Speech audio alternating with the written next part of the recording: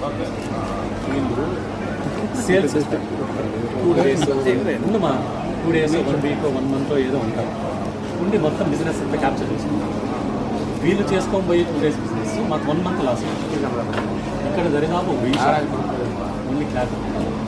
దానివల్ల మాకు ప్రాబ్లం ఏంటి అంటే పిల్లలు శాలరీ ఇచ్చుకోవాలి ప్లస్ కరెంట్ బిల్లులు జిఎస్టీలు అన్నీ పే చేస్తారు. వీళ్ళు 2 రోజులు వచ్చి క్యాప్చర్ చేస్తారు.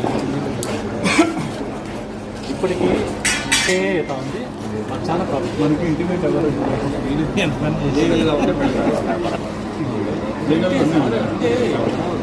ప్రకారం వాళ్ళ వ్యాపారం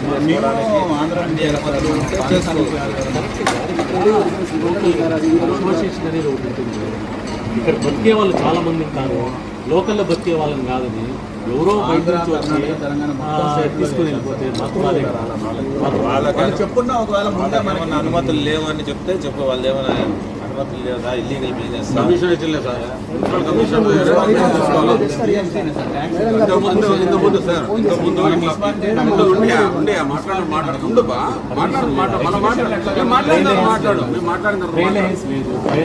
హలో జిఎస్టీ ఉంది, జిఎస్టీ ఉంది, రేటింగ్ తీసుకోలేదు.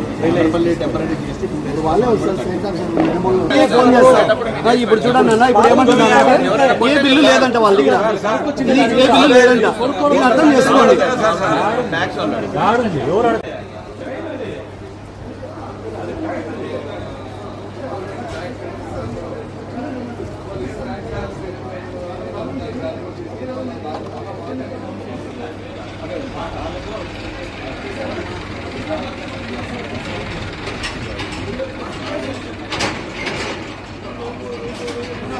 కాబట్టి ఇక్కడికి వచ్చి మేము ధర్నా తెలియజేస్తున్నాం.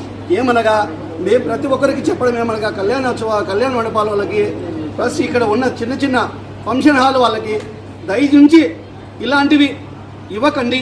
మిమ్మల్ని ప్రార్థించి వేడుకుంటున్నాం. మా కడుపాత్రం ఎంత మా బాధ ఉంటుందో అర్థం చేసుకోండి. మీకు మేము ఎంత సహకరిస్తామో మాకు మీరు అంత సహకరించండి.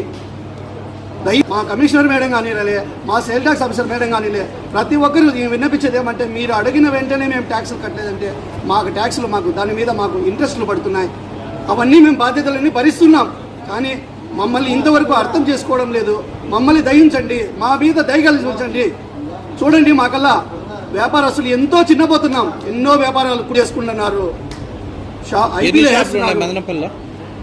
మ్యాక్సిమం 1000 షాపుల నుంచి 1500 షాపుల వరకు మదనపల్లిలో చిన్న బన్నా పెద్ద షోరూముల వరకు ఉన్నాయి.